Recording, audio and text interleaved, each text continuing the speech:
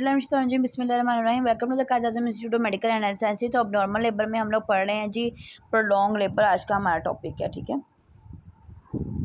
Definition देखें, labour is term as prolong when it is exceed 24 hours of delivery. If delivery is not imminent after 4 hours of established labour and action should be taken before complication. उन्होंने बोला है कि अगर तो labour को शुरू हुए 24 घंटे से ज़्यादा हो गया और अभी तक डिलीवरी नहीं हुई है और जो एस्टैब्लिशमेंट के लेबर के एस्टैब्लिशमेंट के आवर्स हैं वो गुजर गए, तो हमें ना कॉम्प्लिकेशन शुरू होने से कॉम्प्लिकेशन क्रिएट होने से पहले इसका जो है ना बंदोबस्त करना है। इंसिडेंट्स ये किन औरतों में हो सकता है? It is common in primary gravida and elderly primary gravida. ये एल्डरली प्राइमरी ग्रेविडा में और प्राइमरी ग्रेविडा में ज़्यादा हो सकता है। कॉजेज़ क्या हैं जी? फर्स्ट स्टेज में, फर्स्ट स्टेज की पावर पैसेज पैसेंजर यानी कि पेन्स की और बेबी की और उसकी पेल्विस की एबनॉर्मलिटीज़ फर्स्ट स्टेज में क्या हो सकती हैं? फर्स्ट स्टेज में ये है कि इनसफिशेंट कॉन्ट्रैक्शन यानी कि इतनी स्ट्रॉन्ग पेन नहीं है। पेल्विक की अबनॉर्मलिटीज़ हैं जैसे कि कॉन्ट्रैक्टेड पेल्विस है, पेल्विक का ट्यूमर है जो कि नॉर्मल लेबर की प्रोग्रेस को रोक रहा है। पैसेंजर मेल पोजीशन या मेल प्रेजेंटेशन में कि बेबी की पोजीशन ठीक नहीं है या मेल प्रेजेंटेशन है। फिजियोलॉजिकल कंडीशन लाइक अब नॉर्मल टेंस और apprehensive women tend to have prolong labour, यानी कि अगर थोड़ा से ज़्यादा परेशान होगी तो फिर भी ये इशू हो सकता है। सेकेंड स्टेज में क्या होगा जी? हाइपोटोनिक यूट्राइन एक्शन यानी कि यूट्रस कॉपरेट नहीं कर रही है।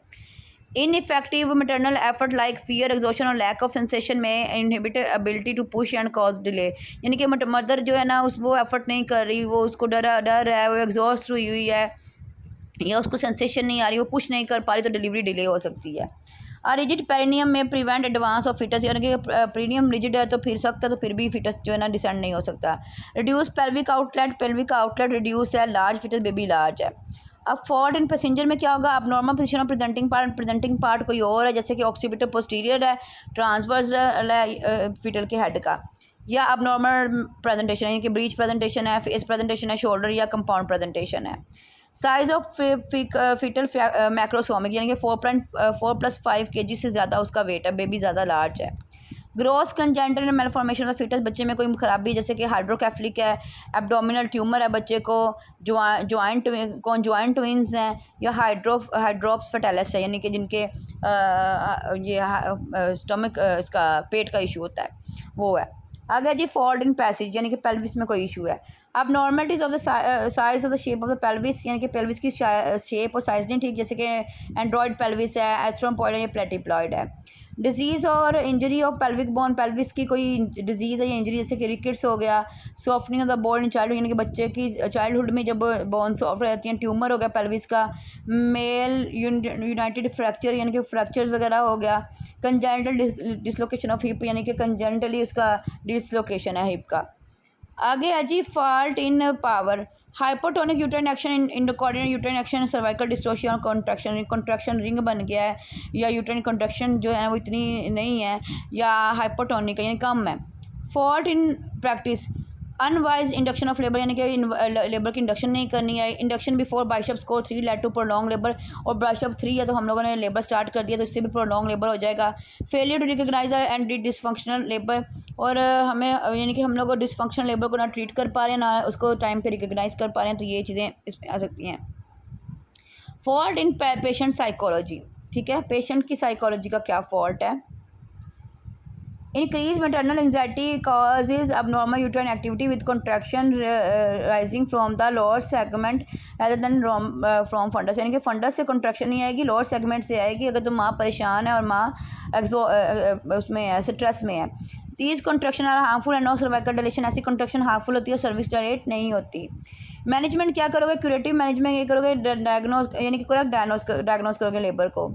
Patient is labor if she has uterine contraction, head engaged and cervical dilation and effacement. Patient with fall pain should not only be monitored for fetal well-being by, उन्होंने बोला patient अगर labour में है, uterine contraction ठीक है, head engage हुआ, cervical dilation हुआ, फिर ही हम लोगों ने उसका लेबर का रिस्क लेना है। अगर तो पेशेंट फास्ट लेबर में तो हमने सिर्फ मॉनिटर करना है फीटल वेलबींग के लिए। कैसे करेंगे? Hospitalise the patient if labour is more than 18 hour, अगर लेबर मोर देन 18 आवर से ज़्यादा हो गया तो हॉस्पिटल में एडमिट कर देंगे। Identify causes and decide management, उसकी कॉज को आइडेंटिफाई करेंगे, उसकी मैनेजमेंट करेंगे। If membrane is rupture give antibiotic cover, अगर मेम्ब्रेन रप्चर हो गया तो एंटीबायोटिक कवर देंगे हम लोग उसको।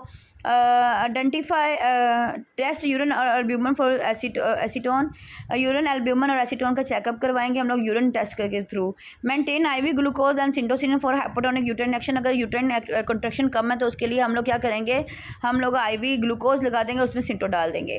की bladder empty and maintain input output charge, bladder को एम्प्टी रखेंगे और इनपुट आउटपुट चार्ज मेंटेन करेंगे। If membrane intact then do IRM, अगर मेम्ब्रेन इंटैक्ट है तो आर्टिफिशियल रप्चर मेम्ब्रेन करेंगे। Provide encouragement and physiological psychological support, उसको इंकरेज करेंगे और साइकोलॉजी भी उसको सपोर्ट करेंगे। Repeat enema refresh patient by giving bath, उसको नीमा रिपीट करेंगे, उसको कहेंगे वो वॉश फ्रेश होती रहे। रीअश्योरेंस एंड सिडेटिव, उसको रीअश्योर करते रहेंगे और सिडेटिव देते रहेंगे। Syntocinon if painful contraction causes effacement but minimal dilation, syntocinon देंगे अगर तो कॉन्ट्रैक्शन पेनफुल है लेकिन एफेसमेंट नहीं हो रही, डायलेशन नहीं हो रही।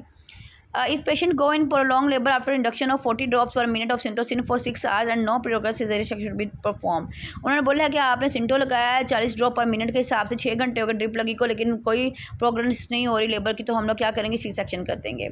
Maintain partograph, monitor fetal heart sound meter maintain करेंगे पार्टोग्राफ को, उसमें क्या करेंगे, फीटल की हार्ट रेट को मॉनिटर करेंगे।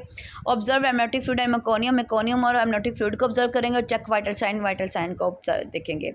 कॉम्प्लिकेशंस, माँ के लिए क्या कॉम्प्लिकेशंस हो सकते हैं, prolong pressure of fetal head on the vaginal wall and pelvic floor में कॉज अडीमा और लैसिरेशन, यानी कि ज़्यादा देर तक जब बच्चे का प्रेशर पड़ता रहेगा पेल्विक फ्लोर पे तो उसका अडीमा हो सकता है, लैसिरेशंस भी हो सकती हैं। यूट्राइन प्रोलैप्स, सिस्टोसील, रेक्टोसील, यानी कि यूट्रस प्रोलैप्स हो सकती है, सिस्टोसील हो सकते हैं, रेक्टोसील हो सकते हैं। Retention of urine due to prolong compression of the urethra by fetal head, यानी कि यूरेथ्रा के कंप्रेस होने की वजह से यूरिन जो है ना वो यूरिन की रिटेंशन हो सकती है। रेक्टो विजाइनल फिस्टूला, यानी कि विजाइना उसकी तरफ रेक्टम की तरफ फिस्टूला बन सकता है, यानी कि ये कह लो सुराख हो सकता है। फीटल कॉम्प्लिकेशन क्या हो सकते हैं जी, हाइपोक्सिया, फीटल को ऑक्सीजन की कमी हो सकती है, इंट्राक्रैनियल हैमरेज, बच्चे को दिमागी हैमरेज हो सकता है। ठीक है।